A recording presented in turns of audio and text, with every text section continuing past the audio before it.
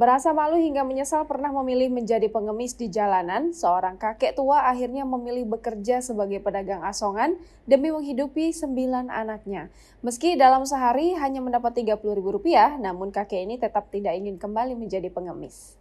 Malu dan menyesal pernah jadi pengemis, kakek tua ini pilih hidupi 9 anaknya sebagai pedagang asongan.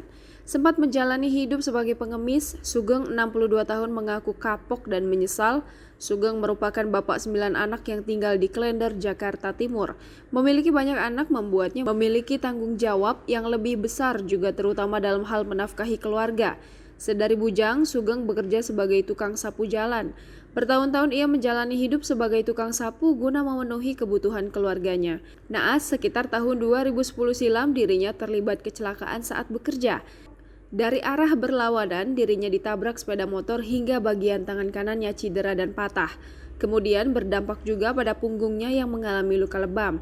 Imbas kecelakaan, kondisi tangannya tak bisa kembali seperti sedia kala. Ia pun memutuskan berhenti bekerja dan mencari pekerjaan lain. Sayangnya, Sugeng menyebut tak ada pekerjaan yang cocok dengan dirinya kala itu.